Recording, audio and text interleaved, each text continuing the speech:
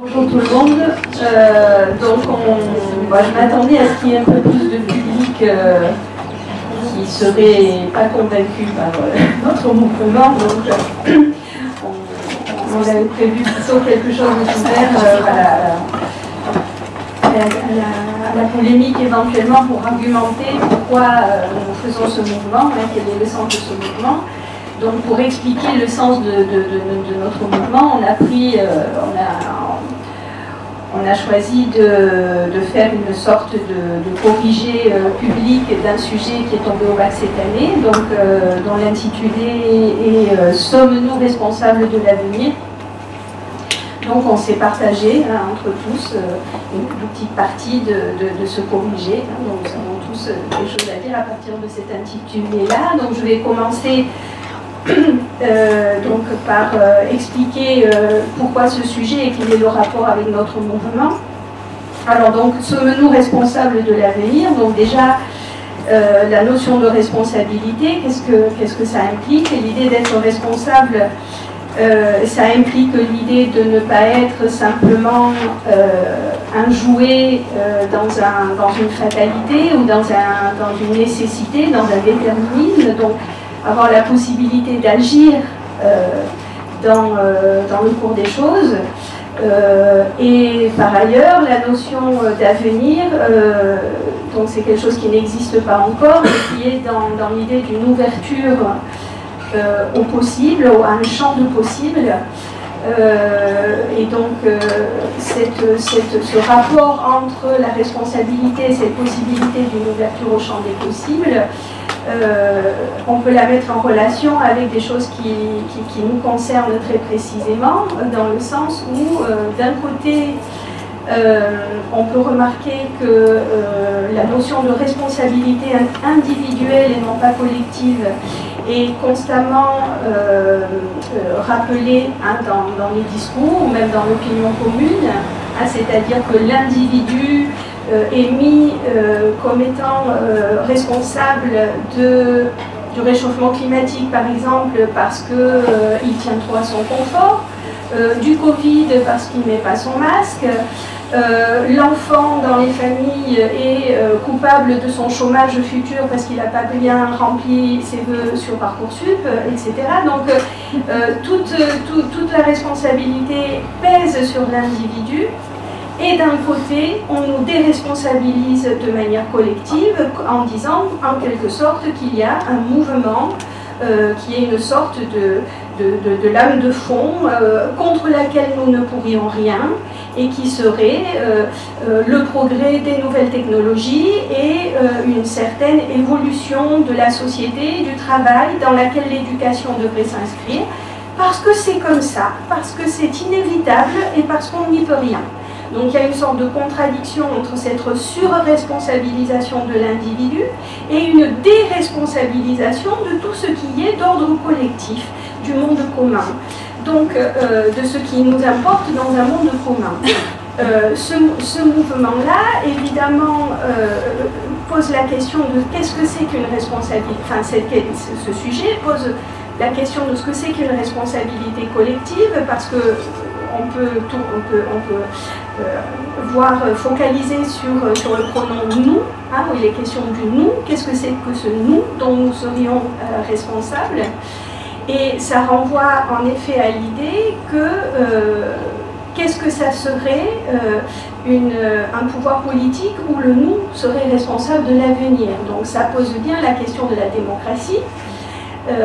C'est-à-dire que cet avenir, s'il n'est pas quelque chose de purement fatal, naturel, nécessaire et qui se fait tout seul, et c'est parce qu'il y a des décisions qui peuvent être prises, et les décisions qui peuvent être prises sont prises par ceux qui ont du pouvoir. Or, qui a du pouvoir?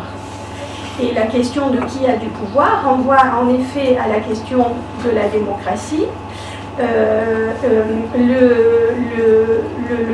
Les citoyens, nous avons l'impression de ne plus avoir de pouvoir ou de ne pas avoir de pouvoir. Pourquoi nous avons cette impression-là? Parce que justement les décisions politiques se prennent sous l'idéologie, enfin je ne sais pas quel terme employer, mais sous la pseudo-évidence de la technocratie. La technocratie, c'est l'idée qu'il y a des experts qui savent ce qui est bon pour chacun de nous et qui vont prendre des décisions qui sont inévitables d'une part et qui sont neutres, soi-disant, d'autre part, puisque un technocrate n'est pas un idéologue, ça serait simplement un expert, un savant. Donc il y a cette idée d'une pseudo-neutralité qui s'impose de manière inévitable. Au contraire, la démocratie, au contraire de la technocratie, c'est rien n'est évident, il faut questionner, et c'est à partir de ce questionnement que les décisions peuvent se prendre. Et donc nous inscrivons dans cette réflexion-là dans notre mouvement parce que nous tenons à notre mission d'éducation, parce que nous nous concevons comme des éducateurs et non pas comme des managers,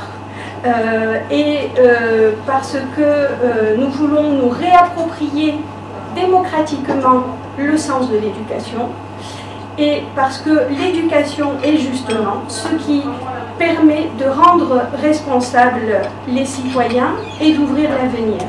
Hein, puisque l'éducation, ce n'est pas former au marché de l'emploi, bien qu'il faille sans doute faire intervenir ça, on pourra en discuter ensemble après, mais l'éducation, c'est former à l'esprit critique, à l'amour de la connaissance, au plaisir du savoir. Et c'est à partir de ça que les citoyens pourront se donner les moyens d'ouvrir l'avenir.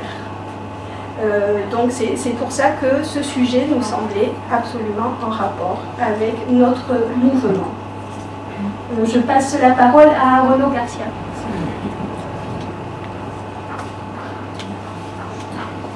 Je vais simplement développer quelques aspects de ce qui vient d'être dit. Donc on nous dit souvent que le progrès, bon, on ne peut pas l'arrêter, vous savez bien. D'ailleurs, une très haute autorité, le recteur d'académie, nous a dit il y a très peu de temps, nous a rétorqué qu'il s'agissait d'une évolution naturelle. Hein. L'avenir, c'est l'intelligence artificielle, les machines à calculer, dont nous deviendrions les assistants, tout autant d'ailleurs que les élèves. Et monsieur le recteur, évolution, et vers quoi? Si je contracte une thrombose par exemple, c'est une évolution. Et ce sera une évolution vers le pire, monsieur le recteur. D'accord? Donc, l'évolution, encore une fois, on neutralise le processus, hein, et on masque le fait, comme l'a rappelé Louisa, qu'il y a des choix qui sont effectués en amont. Finalement, la notion d'évolution naturelle, c'est le cache-misère de qui ne cherche pas à comprendre le monde dans lequel il vit. Argument paresseux par excellence. Alors certes, on n'a pas consulté la population pour savoir si elle était désireuse d'adhérer à la technologie du smartphone. Pas plus d'ailleurs qu'on a consulté les élèves pour savoir s'ils étaient désireux de se pouvoir remettre une tablette entre les mains, ni leur avenir entre les mains d'un calculateur, c'est-à-dire l'algorithme Parcoursup. Pourtant, encore une fois, la technologie évidemment ne tombe pas du ciel, comme un implacable destin. C'est une affaire de choix politique, et c'est à la portée, je pense, de tous les citoyens, dans la mesure où ils en ont le temps, et donc là ça veut dire qu'il faudrait interroger la contrainte globale au travail insensé, qui réduit le temps pour d'autres activités. Mais dans la mesure, par exemple, nous on est payé pour réfléchir, théoriquement, on pourrait enquêter là-dessus. Donc si on enquête et qu'on prend par exemple un site aussi simple que www.economie.gouv, on peut aller chercher des rapports d'experts, j'en prends un.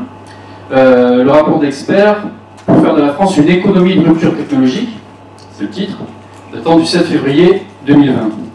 Que nous dit ce rapport? Il nous dit que la France doit mettre tout en œuvre, donc investir un maximum de capitaux, pour développer un modèle d'industrialisation qui explore les pistes de l'intelligence artificielle, de la médecine prédictive, d'accord, qui puisse donc déceler les potentielles maladies dès le plus jeune âge, mais aussi la cybersécurité automatisée. Autrement dit, l'émergence d'un système de machines coordonné, capable de remplacer l'humain. D'accord? Donc ça, c'est l'économie de rupture, promue par l'État actuellement. Donc on voit bien qu'il s'agit de choix, et factuellement, si on fait une autre enquête, par exemple si on recoupe les statistiques entre le ministère donc, de l'Éducation, notamment du supérieur, et puis le ministère de l'Agriculture, ouais, on peut voir, là je prends les chiffres, qu'entre 2012 et 2022, ce qui va arriver, il y aura 12 milliards d'euros qui auront été alloués par l'État au numérique. Par comparaison, 160 millions par an auront été alloués au maintien ou à la conversion à l'agriculture bio entre 2015 et 2020. D'accord? Donc 12 milliards d'euros contre 160 millions par an.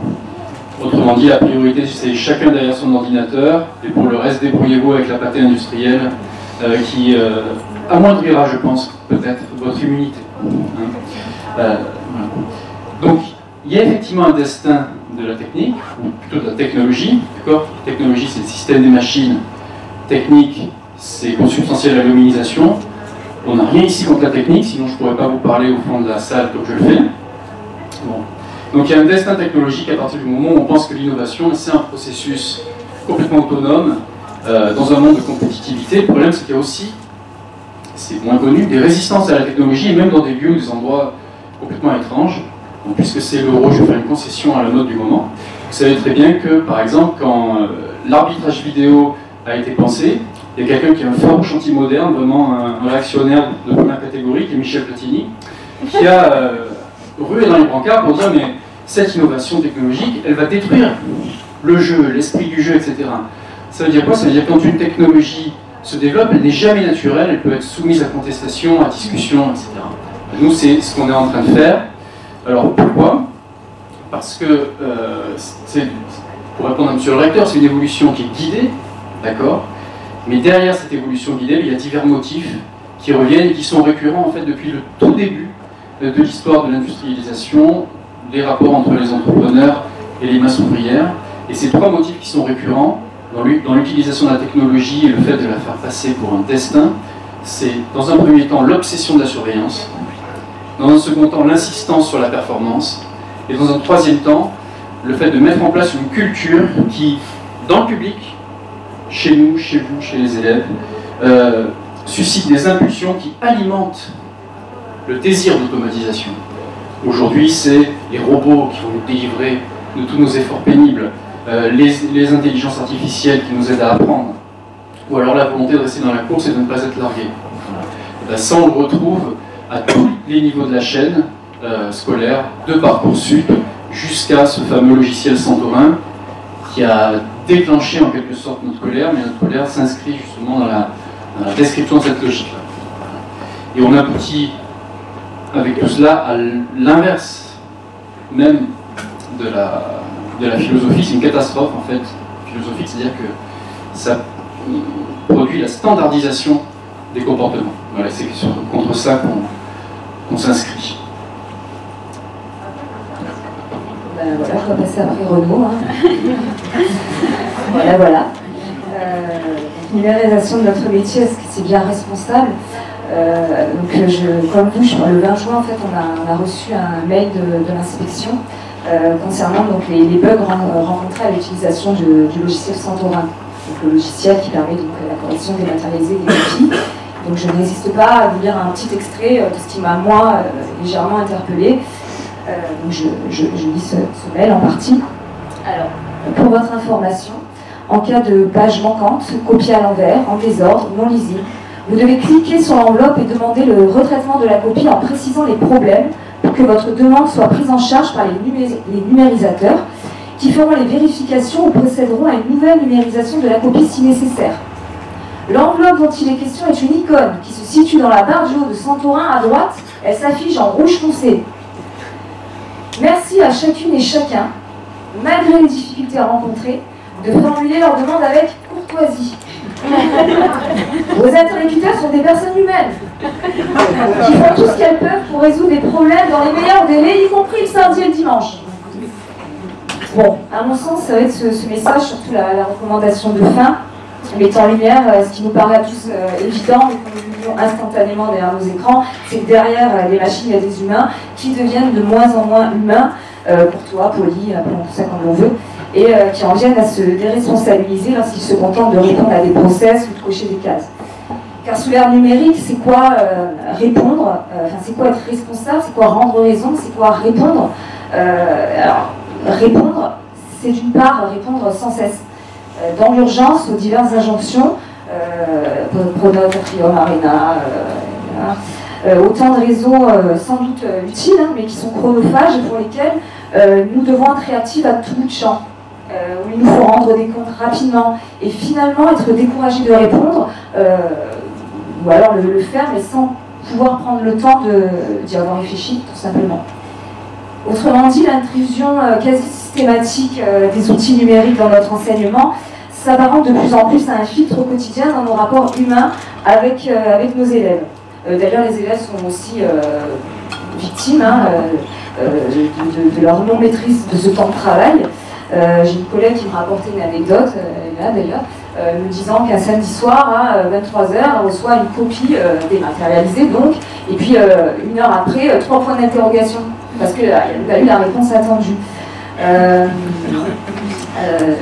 D'autre part, en plus d'être dépossédé de ce temps de travail, répondre sous l'ère de l'enseignement numérique, c'est de plus en plus échanger en étant atomisé, désagrégé. Nous avons affaire à une atomisation des tâches qui tend à empêcher les agents de se rencontrer, d'échanger et de penser collectivement à un projet collectif, un projet éducatif, pardon. Chacun est de plus en plus isolé.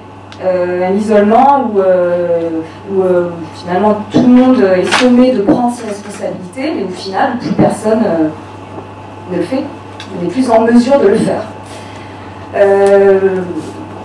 Comment pourrait-il en être autrement? C'est juste un exemple, la réforme qui a fait imploser les groupes classes. Si on veut suivre un élève en première ou en terminale, à HLP en l'occurrence, il faut s'adresser obligatoirement par voie numérique au moins à 6 collègues. Bon, autant dire qu'il faut être sacrément tenace pour suivre convenablement ses élèves et passer un temps fou en échange de mails qui de toute façon ne permettront jamais les nuances qu'apporte l'échange de la discussion, l'échange verbal. En outre, cette atomisation des tâches entraîne, donc je l'ai dit, un isolement des enseignants. C'est sans doute ça qui m'importe de signaler le plus. Chacun est esselé dans sa propre conscience d'une incurie, littéralement d'un manque de soins pour les élèves, pour nous-mêmes. C'est un échec, une culpabilité qu'on vit au quotidien dans notre mission éducative. On en parlait encore il y a un instant là, avec aussi de collègues qui sont présentes. Par conséquent, comment pouvons-nous être responsables si nous n'avons plus les moyens de répondre en ayant pris ce temps de la réflexion et de la concertation?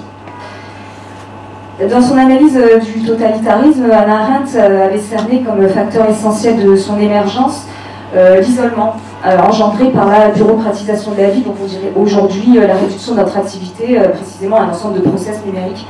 Je me permets de lire, je terminerai là-dessus. Si c'est là. On a souvent fait observer que la terreur ne peut régner absolument que sur des hommes qui sont isolés les uns des autres. Et qu'en conséquence, un des premiers soucis de tous les régimes tyranniques est de provoquer cet isolement. L'isolement peut être le début de la terreur, il est certainement son terrain le plus fertile, il est toujours son résultat. L'isolement est pour ainsi dire pré-totalitaire. Il est marqué au point de l'impuissance dans la mesure où le pouvoir provient toujours d'hommes qui agissent ensemble. Les hommes isolés n'ont par définition aucun pouvoir. Ce n'est que lorsque la forme la plus élémentaire de créativité humaine, c'est-à-dire le pouvoir d'ajouter quelque chose de soi au monde commun, est détruite, que l'isolement devient absolument insupportable. Alors l'isolement devient désolation. Le régime totalitaire, comme toutes les tyrannies, ne pourrait certainement pas exister sans détruire le domaine public de la vie, c'est-à-dire sans détruire en isolant les hommes leur capacité politique. Si on est là sans doute ici, c'est précisément parce qu'on veut continuer de se sentir responsable de notre enseignement et que visiblement, c'est pas le bonbon. C'est à moi. Merci Steph pour ces très beaux mots d'Hannah Arendt. Moi j'avais envie de repartir donc de ce sujet à partir d'un article que j'ai lu, et je sais que beaucoup d'entre nous l'avons lu, de lundi matin, où un correcteur de l'épreuve de philosophie faisait remarquer sur ce sujet: sommes-nous responsables de l'avenir? que finalement elle déplorait que ce sujet soit devenu suis-je responsable de mon avenir, en faisant apparaître à la fois l'individualisation de la responsabilité et de la pensée concernant l'avenir, et en même temps un traitement de cet avenir qui devient un avenir financier, c'est-à-dire un avenir qui se pense en termes d'avoir et de construction matérielle. Je me demandais à partir de ça comment est-ce qu'on peut apprendre à penser le collectif. Alors c'est d'autant plus difficile cette année et l'année précédente où on a connu les confinements, où chacun s'est retrouvé chez soi et on se retrouve avec des élèves à qui il faut apprendre. Je pense que c'est nécessaire et que c'est le cœur de notre métier, peut-être même le cœur de l'école, hein, d'apprendre ce que c'est que la démocratie et la coopération. Comment est-ce qu'on construit ensemble une pensée commune? Évidemment, ça demande à repenser les rapports de domination à l'intérieur de la classe et les rapports de domination à l'intérieur de la société. Hein, il faut réinterroger ce que c'est que cette responsabilité face à l'avenir en interrogeant la pensée de chacun et en montrant, il me semble, que finalement, dans une salle de classe, comme dans une agora, comme dans n'importe quel espace démocratique, chacun a sa place et doit pouvoir exprimer à la fois sa pensée et surtout nourrir sa propre pensée de la pensée de l'autre. C'est l'idée que la pensée, elle se construit ensemble. Elle se construit ensemble dans le sens de la pluralité, dans le sens de l'émulation et dans le sens du plaisir qu'on a à construire une pensée ensemble.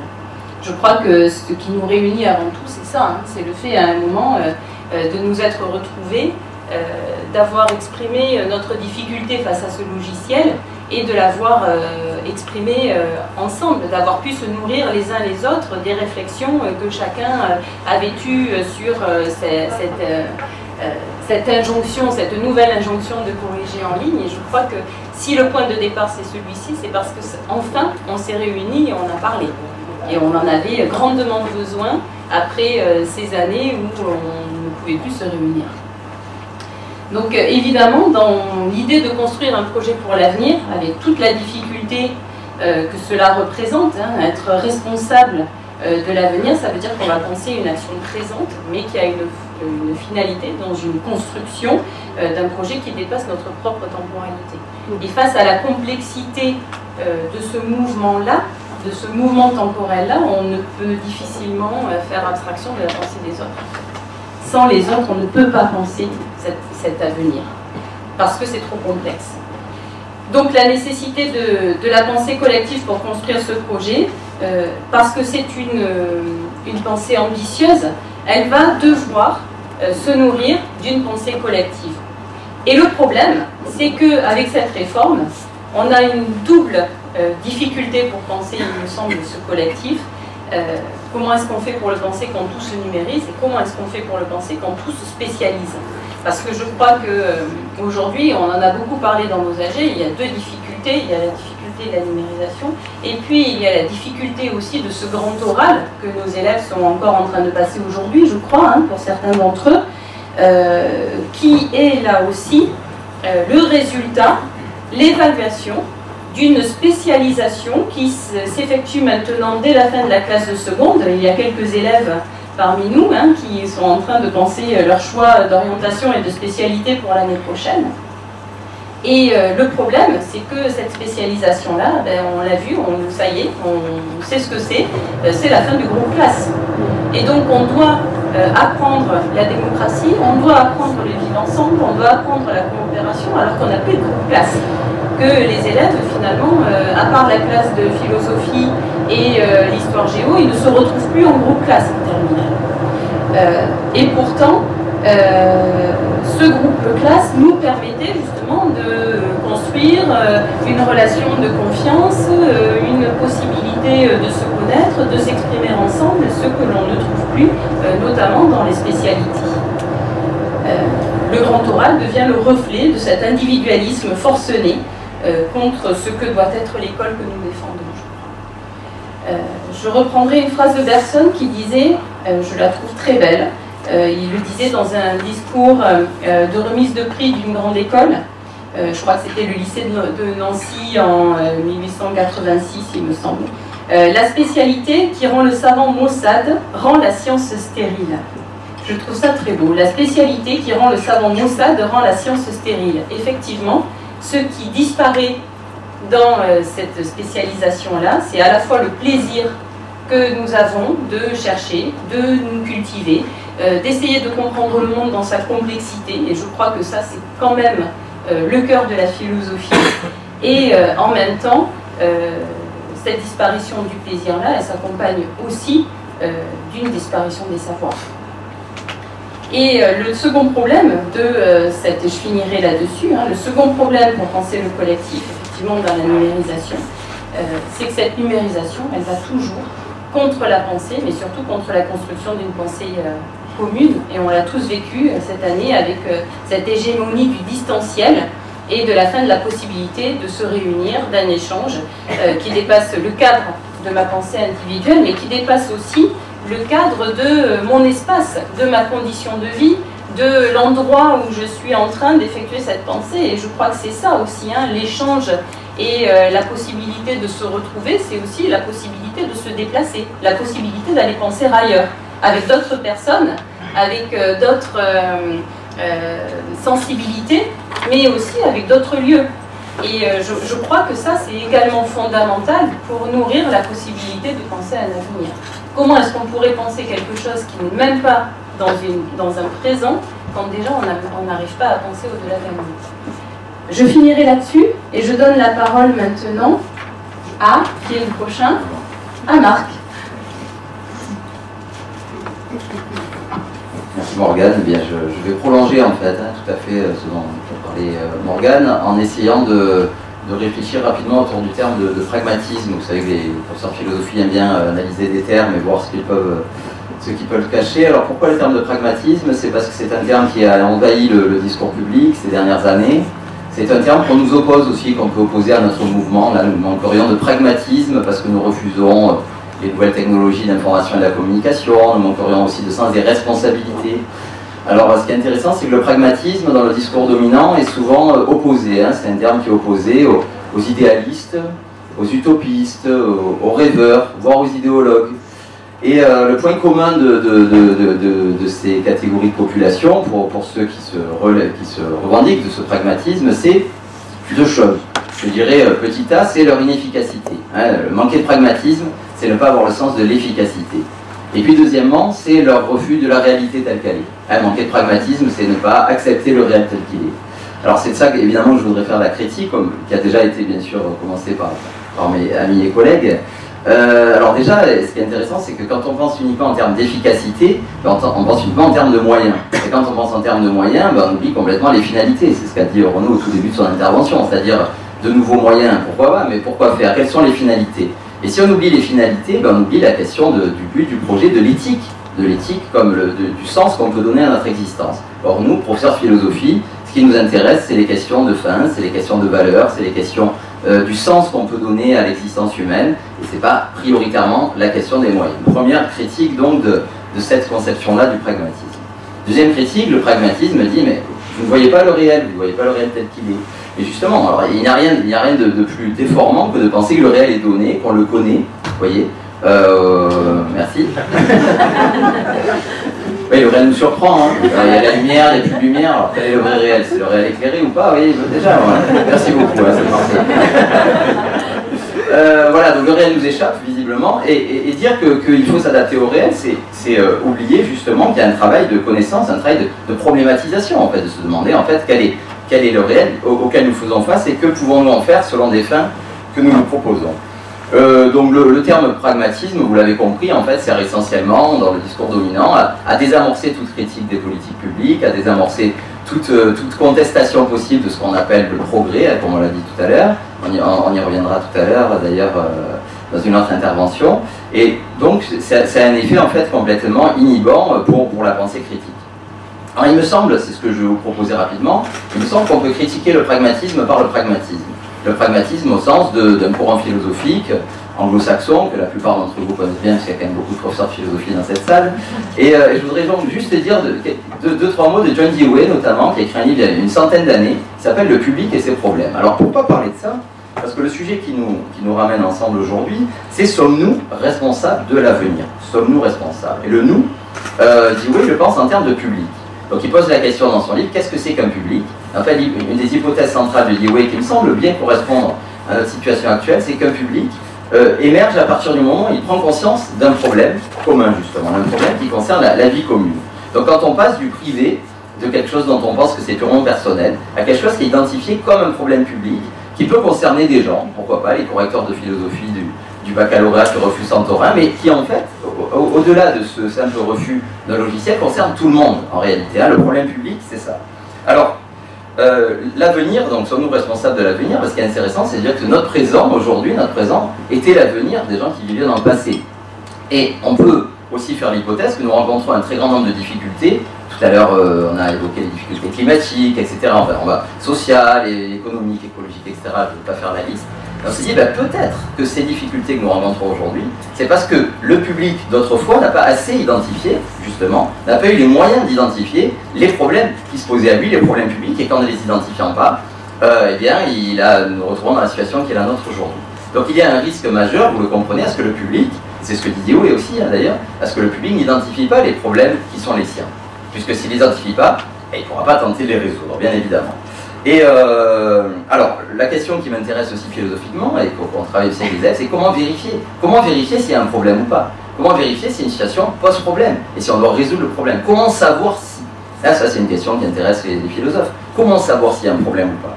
L'hypothèse que fait Dewey, c'est celle aussi qu'ont fait mes amis qui ont pris la parole avant, c'est que la seule manière de vérifier, c'est le débat public, justement. C'est que le public lui-même s'empare du problème pour discuter ensemble pour voir s'il y a un problème. Or, l'hypothèse que je voudrais faire, alors le texte de Dewey a 100 ans, il ne connaissait pas les Santorin et Parcoursup et autres pronotes et que sais-je. Mais l'hypothèse que je voudrais faire, qui prolongerait la pensée de Dewey mais en l'actualisant, c'est de se demander si l'envahissement des nouvelles technologies de l'information et de la communication, à l'école notamment, dans nos vies, mais plus spécialement à l'école, ne constituerait pas un obstacle au carré, en fait, au débat public. C'est-à-dire un obstacle qui serait un obstacle majeur, qui serait un obstacle au carré. Voilà pourquoi il me semble que les nouvelles technologies, bon, on l'a dit, nous ne sommes pas technophobes, ça a été dit, bon, il faut le rappeler, hein, nous sommes contre le fait que ces technologies soient envahissantes et qu'elles nous soient imposées sans discussion, sans concertation avec les gens qui, que je sache, sont quand même les premiers concernés puisque nous sommes les enseignants. Donc ces technologies, elles ont des effets. Elles ont des effets chronophages, on l'a dit, hein. Apprendre tout le temps des nouveaux logiciels, c'est autant de temps qu'on ne passe pas à lire, à écrire, à communiquer, à parler à nos élèves, etc. Elles ont un effet d'ésolement, bon ça tout le monde l'a vécu avec les différents confinements, ces nouvelles technologies nous isolent beaucoup, ça a été dit déjà. Elles ont aussi un effet de séduction très rapide, hein. Les nouvelles technologies veulent nous plaire et il faut que ça aille très vite. Or nous défendons plutôt l'idée que pour faire de la philosophie il faut de la lenteur, hein. D'autres l'ont dit beaucoup mieux que nous. Elles dispersent l'attention aussi, ça c'est un effet possible. C'est un effet possible. Et puis, elles sont porteuses, par exemple, de biais de confirmation assez forts, comme vous le savez. Donc, tous ces effets-là, eh bien, ils sont en eux-mêmes des obstacles à l'émergence d'un débat public. Vous comprenez? C'est-à-dire que tous ces effets peuvent constituer, si on n'y prend pas garde, si on ne voit pas l'aspect problématique, justement, ils peuvent constituer des obstacles à l'émergence même d'un débat public dans lequel seraient discutés, entre autres, les effets et les inconvénients de ces nouvelles technologies. C'est pour ça que je parlais d'obstacles au carré. Parce qu'il me semble que ces technologies pourraient avoir un effet si on n'y prend pas garde, encore une fois, si on ne les utilise pas avec pertinence et une certaine forme d'ascèse, je dirais, elles peuvent avoir un effet justement de nous empêcher de parler de ces nouvelles technologies, paradoxalement. Vous voyez, c'est pour ça que je parlais d'obstacles au carré. Donc pour terminer, parce que je ne voudrais pas être trop long, je voudrais juste revenir à Dewey, donc un texte qui a 100 ans, pour reprendre tout à l'heure les deux éléments que je disais, d'abord sur l'efficacité. Dewey, il dit, les fins, c'est des fins qu'il faut tout le temps parler. Les fins doivent être tout le temps remises dans le débat public. Et si on ne remet pas les fins, il n'y a plus d'humanité, il n'y a plus de politisation, il n'y a plus de cité. Deuxièmement, la réalité, vu que je disais tout à l'heure qu'elle n'était pas évidente, elle doit faire l'effet à la fois, elle doit faire l'objet, d'une expérience qui soit le point de départ d'une enquête. Donc l'expérience, dit Dewey, c'est qu'en fait, on est un peu entre le subir et l'agir. Vous voyez notre mouvement ici, le mouvement des professeurs de philosophie de l'Académie d'Aix-Marseille cette année, il y a du subir, puisqu'on nous dit, il y a 3 semaines, voilà, maintenant vous avez corrigé sur le copier numérisé, voilà, et voilà, là on n'est pas prévenu du tout, il y a du subir. Et puis il y a de l'agir, c'est-à-dire qu'à partir de ce trouble, c'est Dewey dit l'expérience c'est toujours un trouble, il y a un trouble et nous disons, qu'allons-nous faire de ce trouble? Et là, ça devient une expérience qui peut rendre possible, un terme qu'on a déjà entendu aussi dans les autres interventions, c'est le terme d'enquête.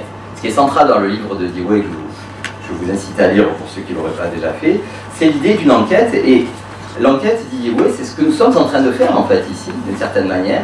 L'enquête, c'est un processus collectif dans lequel le réel n'est pas donné et le réel est transformé par l'enquête, puisque les enquêteurs que nous sommes sur, par exemple, les effets de ces nouvelles technologies sur l'enseignement, eh bien, en faisant l'enquête, nous nous transformons nous-mêmes. Et en enquêtant, nous transformons la réalité aussi, puisque le fait même d'enquêter va nous donner une petite distance par rapport à ces outils numériques, un petit regard critique que nous n'aurions pas si nous n'enquêtions pas. Donc l'enquête, ce n'est pas connaître un réel qui est donné, mais c'est s'interroger sur la réalité et se transformer en même temps qu'on transforme la réalité. Je voudrais juste très rapidement finir sur une lecture d'une petite page de Dewey. Je vous rappelle que ce texte a 100 ans. Et ensuite, je passerai la parole à Samy qui est à côté de moi. Il existe une pathologie sociale qui s'oppose fortement à l'enquête effective sur les institutions et les conditions sociales. Elle se manifeste de 1000 manières. Un ton plaintif, une terrible impuissante, le fait de profiter de toute occasion de divertissement tout en éprouvant une certaine honte, d'idéaliser ce qui est établi depuis longtemps, de se draper dans un optimisme facile, de glorifier haut et fort les choses telles qu'elles sont, de tenter d'intimider tous ceux qui ne sont pas d'accord. Toutes ces manières de faire affaiblissent et dégradent la pensée d'autant plus efficacement qu'elles se répandent partout de façon subtile et inconsciente. Je trouve que ce à quoi nous assistons en ce moment eh bien, est assez bien dit par Dewey, qui pourtant, comme je l'ai dit, ne connaissait pas Santorin. Tant mieux pour lui. Merci Marc. Moi je vais revenir à la question de départ. Je l'ai trouvé très intrigante quand j'ai vu ce sujet. Je me suis dit presque que l'institution tendait presque le bâton pour se faire battre en nous donnant un tel sujet. D'abord parce que bon, la question, sommes-nous responsables de l'avenir? On imagine bien que on va comprendre d'abord la question au sens sommes-nous responsables de notre avenir? Et peut-être que justement la question pointe non pas cette responsabilité individuelle, mais plutôt une responsabilité collective. Le problème, c'est que la responsabilité est souvent comprise d'abord de manière individuelle. Et d'ailleurs, parler de responsabilité collective, c'est extrêmement finalement difficile d'attribuer une responsabilité collective. Lorsque justement lorsqu'on pense à la responsabilité collective, est-ce que nous sommes responsables du génocide au Rwanda, par exemple, même si la France reconnaît sa responsabilité, notre responsabilité, est-ce que nous nous retrouvons là-dedans dans cette responsabilité? En quoi nous sommes auteurs ou acteurs? D'ailleurs, on pourrait revenir sur la question du subi et de l'agi, là. Et d'autre part, donc, ce sujet, alors peut-être qu'il nous questionne, et notamment dans les enjeux que nous avons à affronter aujourd'hui, hein, les questions écologiques, les questions économiques, les questions sociales, dans quelle mesure nous sommes responsables en fait les uns des autres, parce que c'est ça au fond que ça questionne au fond. Est-ce que nous sommes responsables les uns des autres? Et comment retrouver cette responsabilité? Le premier problème que je voyais, moi, c'est que en fait, d'abord la question de la responsabilité individuelle qui fonctionne de manière causale. Hein, j'agis aujourd'hui et je serai ce que j'ai fait aujourd'hui, je serai demain ce que j'ai fait aujourd'hui, ne marche pas pour la responsabilité collective. En effet, je vais aller assez vite, hein, parce qu'il y a beaucoup de choses qui ont été dites, en effet, la responsabilité collective, elle, ne peut pas fonctionner de manière causale. La meilleure preuve, hein, je suis dans un groupe, et je suis dans un groupe qui agit, où je peux moi-même ne pas me reconnaître dans ce groupe. L'observateur extérieur, par exemple, voit une émeute, ou voit un délit se commettre par un groupe.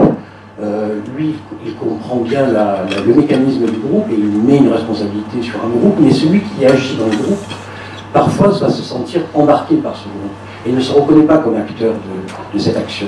Donc la difficulté, et c'est pour ça que la plupart du temps, on échappe à la responsabilité, et la responsabilité collective nous échappe la plupart du temps. D'ailleurs, c'est bien ce qui nous embête, qui accusait finalement, lorsque l'on voit les dérives d'une société, les dérives de notre histoire, qui est accusé finalement, et surtout comment agir, comment pouvons-nous nous-mêmes agir pour contrer ces événements que nous subissons. La dernière chose, donc entre cette action et cet événement-là, nous subissons un certain nombre d'événements, et pourtant nous en sommes acteurs. Et cette difficulté, je trouve, parle éminemment de nos métiers. Parce que finalement, alors, si on regarde comment nous pouvons être collectivement responsables de ce qui s'est passé dans le passé, de ce qui est arrivé, comment est-ce que nous pouvons en être responsables? C'est non pas par causalité, mais par identification. Et c'est l'identification des uns sur les autres qui permet de construire un groupe.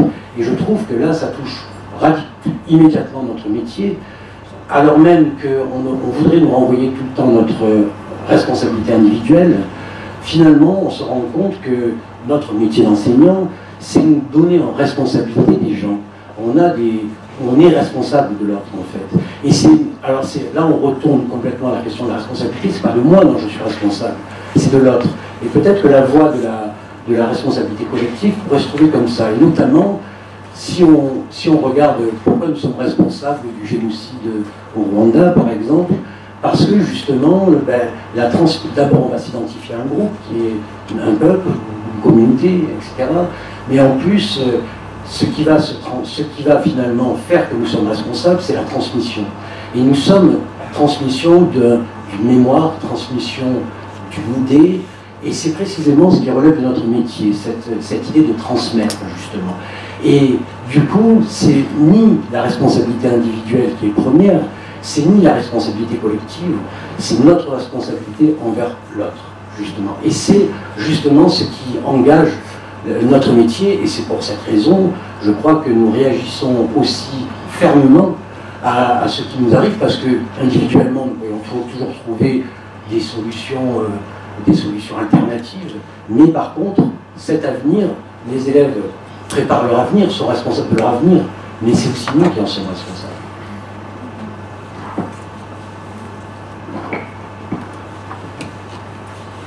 Je vais poursuivre un petit peu l'idée de Samy en examinant la responsabilité, moi, du côté de ceux qui la revendiquent, à savoir celui qui la revendique, savoir le politique, et qui revendique cette responsabilité comme une charge.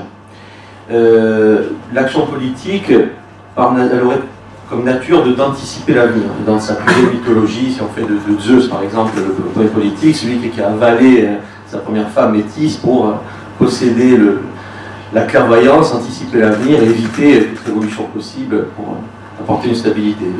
Si on prend quelque chose de plus proche de nous, par exemple chez Machiavel, dans Le Prince, chapitre 25, le politique, c'est celui qui va anticiper la crue, construire la digue, afin de se préserver d'un désastre possible. Alors là, il y a une première ambiguïté, c'est que il faut anticiper, mais on construit. Et donc, comme ça a déjà été dit, hein, il y a toujours un choix dans le politique. De manière négative, d'ailleurs, et très contemporaine, c'est intéressant parce que le politique, en même temps, se dédouane dans ce qu'il n'a pas pu anticiper. On l'a entendu là, depuis des mois, c'est-à-dire on ne pouvait pas prévoir qui pouvait anticiper, comme si ça enlevait la responsabilité de son action. C'est intéressant. Et en même temps, ce terme de responsabilité, il agit comme une sorte il est agité comme une sorte de fétiche par les politiques, de mots incantatoires. Nous avons agi en responsabilité, nous prenons nos responsabilités en décidant que, etc. Alors, moi, je ne vois pas trop à quoi ça fait référence, si ce n'est une sorte de synonyme de autorité ou charge, puisque, c'est mon deuxième point, hein, en réalité, il n'assume jamais ses responsabilités politiques. Pour plein de raisons, la durée des mandats, la simple temporalité d'acheminement des conséquences de son action, etc. Ça se voit dans tous les domaines. Le domaine de l'urbanisme, qui est-ce que vous allez aller voir pour demander des comptes sur l'organisation de la zone périurbaine autour de Paris. Et c'est encore plus flagrant dans notre domaine de l'éducation, puisque il faut un certain temps pour que les principes pédagogiques qu'on a mis en œuvre se réalisent dans l'élève. Ceux qui ont été élevés à la méthode globale, bon, il a fallu attendre quelques années. Et à ce moment-là, qu'est-ce qu'on va chercher? Vous allez chercher le ministre de l'Éducation de l'époque, et on est 20 ans après, les théoriciens, ceux qui ont fait les manuels, ou bien les profs. Et le politique, il a donc une manière, finalement, de renvoyer la responsabilité à ceux qui sont à la fin de cette chaîne des causes, les acteurs, et en l'occurrence, pour nous, les élèves et les profs. Les élèves qui seraient responsables, ça a été dit, qui devraient construire leur futur, qui seraient responsables de leur avenir, c'est ce que ça veut dire, et les profs qui seraient d'une responsabilité miroir, responsables des élèves. Et là, je reprends un petit peu ton idée, mais si chacun est renvoyé à cette espèce de responsabilité individuelle, est-ce qu'on peut encore parler de responsabilité? C'est-à-dire, dans un deuxième sens, la responsabilité, c'est, étymologiquement d'ailleurs, hein, la capacité de répondre d'eux. C'est-à-dire que ça se fait toujours vis-à-vis. Et conjointement, puisque évidemment, quand on redéfinit un terme, ça redéfinit les autres, dans ce rapport à cette action complètement individualisée, qui se réduit en fait à une simple cause, qu'est-ce qui reste de l'avenir? Autre qu'une sorte de mouvement brownien des atomes. Alors la question que j'aimerais poser sur mon dernier point est la suivante. Que serait l'avenir d'une action responsable? Autrement dit, que viserait une action politique qui prendrait la responsabilité de l'avenir? Alors je propose une réponse. Selon moi, une telle action politique ne viserait pas à prédire ou à prévoir, dans le premier sens qu'on a vu, hein, ni même à préparer, mais à créer de l'unité. À rassembler, ou pour reprendre le paradigme de Platon dans le politique, à tisser. Et c'est-à-dire en fait à créer un tissu qui entremêle la trame et la chaîne, les diversités, et de cette diversité fasse une unité.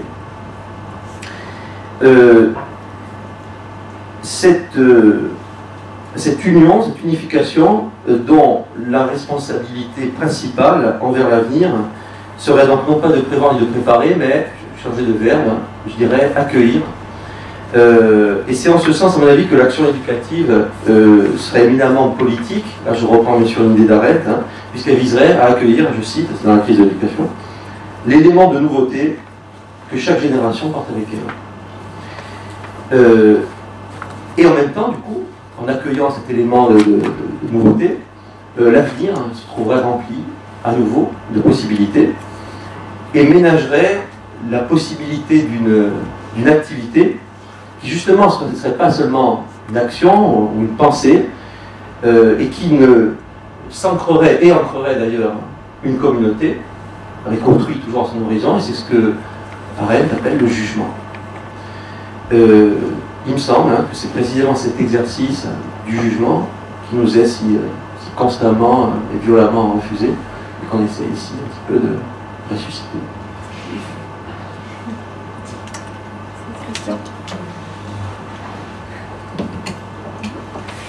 Oui, alors je voudrais revenir sur la notion d'avenir, ce qui me permettait d'avoir une transition, et me poser la question en fait de la responsabilité vis-à-vis du fait qu'il y ait un avenir, c'est-à-dire non pas de ce qui va se passer dans l'avenir, mais non pas de l'humanité à venir forcément, mais comme le disait Ancionas, dans le principe de responsabilité, ce qui est important, c'est pas seulement que l'humanité puisse continuer à exister, mais c'est qu'elle ait une existence humaine, proprement humaine. Et pour qu'elle ait une existence proprement humaine, il faut que l'avenir soit vraiment un réel avenir, c'est-à-dire qu'il soit ouvert. Qu'il soit ouvert, qu'il soit fait de futurs contingents et non pas d'un développement absolument nécessaire qui serait entraîné par un progrès qui serait finalement fatal. Et de ce point de vue-là, je voudrais commencer par renvoyer ma propre expérience, en fait, il y a peut-être 2 semaines. Éloigne un peu le micro. Je l'éloigne un peu, d'accord, tout le monde m'entend bien comme ça. Non, il faut éloigner un peu plus encore. Il y a environ 2 semaines, je ne savais pas ce que j'allais encore faire, ce que je pensais, comment dire, j'avais le choix entre 2 possibilités, corriger des copies tous les jours, le soir faire mon yoga, aller à la plage, me baigner, bref, une existence un petit peu tranquille. Et puis, d'un autre côté, il y avait cette question, effectivement, qui était agitée parmi les amis, d'ailleurs, qui m'ont un petit peu inspiré, qui m'ont mis un petit peu en doute aussi sur cette question-là, et sur une vie un petit peu facile qui consisterait à comment dire, continuer des habitudes de vie hein, qui me sont comment dire, faciles, et du coup, et à vraiment penser mon avenir comme une véritable alternative. Alors, d'un certain point de vue, pour revenir à cette notion de responsabilité de l'avenir, dire qu'on est responsable de l'avenir, c'est dire qu'on peut avoir une influence causale sur l'avenir, qu'on peut commencer une action qui vient entièrement de nous-mêmes, comme l'avait dit Louisa au début, et puis être responsable de l'avenir, c'est le prendre en charge au sens où on doit rendre des comptes de ce qu'on aura fait. Alors bien sûr, l'avenir lui-même se présente comme une réalité par rapport à laquelle on n'est pas responsable, puisque quoi qu'il arrive, il y aura un avenir, on ne peut pas supprimer l'avenir, il n'y a pas le choix entre de l'avenir ou pas. Hein. D'une certaine manière, on pourrait se dire que l'irréversibilité du temps, c'est nécessairement, comment dire, un avenir qui aura lieu. Oui, mais le problème, justement, c'est de savoir lequel avenir a lieu et de savoir si on peut ménager la possibilité de plusieurs alternatives. Et là, on rencontre cette question qui est celle du libre arbitre, en fait, et qui est celle donc de la possibilité d'avoir fait le contraire de ce qu'on a fait, de pouvoir faire autrement que ce qu'on avait prévu faire jusqu'à maintenant et qui nous paraissait être une évidence. Et dans ce cas-là, effectivement, vous avez cette opposition avec un avenir qui, au lieu d'être fermé, est un avenir fait de futurs contingents, c'est-à-dire dont le contraire est possible. Mais à côté de ça, la situation se complique, c'est que tout ce que nous faisons, finalement, crée, si on peut dire, des processus, des fois, qui peuvent être irréversibles. C'est-à-dire que nous pouvons commencer des actions qui elles-mêmes, au bout d'un certain temps, seront difficiles à stopper, auront des conséquences qui dépasseront complètement notre pouvoir, et finalement, nous nous trouvons avec beaucoup de responsabilités et quasiment pas de pouvoir pour régler le problème. D'où l'essentiel, comment dire, dans le fait d'agir pour pouvoir agir sur l'avenir et qu'un avenir soit possible, c'est d'essayer d'agir véritablement à la racine de l'action, au commencement de l'action. Je pense que c'est ce qu'on a fait finalement avec cette décision de ne pas ouvrir Santorini, c'est de ne pas nous lancer dans un processus. Parce que si on avait commencé à ouvrir Santorini, qu'est-ce qui se passe à ce moment-là? Eh bien, on se pose des questions techniques, on se pose des questions de moyens, pas des questions, comme tu le disais, de finalité. On se pose des questions, comment on va faire pour, si on peut dire, comment dire, retrouver les copies dans l'ordre, éventuellement, comment on va faire pour noter des copies qui paraissent, si on peut dire, ne pas avoir fait grand-chose, simplement pour essayer d'avoir la note, si on peut dire, du contrôle continu. Bref, on affronte des questions purement techniques et on oublie complètement, alors il y a un oubli de quoi? Un oubli de la possibilité de l'avenir, un oubli de la possibilité d'agir. Et finalement, on rentre dans une espèce de, comment dire, de processus d'exécutant. Et là, finalement, on ne maîtrise plus cet avenir, puisqu'il n'y est plus possible. Alors, est-ce à dire qu'on n'est pas responsable de l'avenir? On n'est plus véritablement responsable de l'avenir au sens où on a plus libre arbitre, finalement, de pouvoir penser autrement et agir autrement. Mais on en est quand même responsable parce que, finalement, on est, comment dire, complaisant vis-à-vis d'un certain processus finalement qui nous déresponsabilise. Donc du coup on est responsable de cette déresponsabilisation et en étant responsable de cette déresponsabilisation, si on peut dire, on a tendance à se cacher derrière, alors ça peut être la réalité, comme on parlait justement Marc tout à l'heure, la réalité qui est une espèce de Dieu sur laquelle on ne peut avoir aucune prise. On n'arrête pas le progrès, l'innovation appelle l'innovation, l'esprit du temps, l'évolution sociale sont devenus des espèces de nouveaux dieux, le Dieu progresse devant lequel on se prosterne, et finalement ces processus ont bon dos parce qu'ils nous permettent de nous déresponsabiliser. Donc on en est responsable de cet avenir-là aussi, de cet avenir que nous avons, si on peut dire, réduit dans ses perspectives et dans ses possibilités. Du coup, comment sortir de ça? Alors, du coup, comme on était, je crois, c'était lundi dernier, on était au rectorat. On est allé faire, Mathias et Jeanne sont allés voir le recteur. Et moi, j'ai pensé à cet édifice du rectorat où les bureaux sont tous séparés, où la division du travail fait que tout le monde travaille séparément, et où il n'y a pas finalement de concertation pour remettre en question une chose aussi lourde que cette administration. Alors, ce que nous faisons depuis environ une semaine, un petit peu plus maintenant, 9-10 jours, eh bien, c'est de se concerter sur le sens de ce qu'on est en train de faire. Et d'essayer de trouver des solutions où, finalement, ce qui va primer, c'est l'égalité dans la prise de parole, l'amitié. Alors, je dirais, finalement, la filia est plus importante que la sophia, de ce point de vue-là, puisque à partir de ça, on peut commencer peut-être à penser véritablement des solutions. Et je pense que ça va pouvoir peut-être faire un lien avec ce que tu as à nous dire maintenant, Lisa. Oui, donc quelques mots pour conclure. Voilà, je posais le problème au départ et là il me revient de dire quelques mots de conclusion, mais qui remettent un petit peu au centre la question de l'éducation et le rapport entre tout ce que nous venons de dire et la question de l'éducation. Ce qui est pourquoi nous nous sentons responsables de l'avenir, parce que nous sommes dans un métier qui est un métier éducatif. Et pourquoi? Parce que Il n'y a d'avenir, au sens où disait Christian, qui soit un avenir ouvert, hein, et non pas un avenir qui soit simplement le déroulement ou la reproduction du présent, ou qui soit quelque chose de l'ordre d'une fatalité, que si les citoyens, grâce à l'éducation, ont eu cette capacité à ne pas être le fruit d'un déterminisme social en particulier.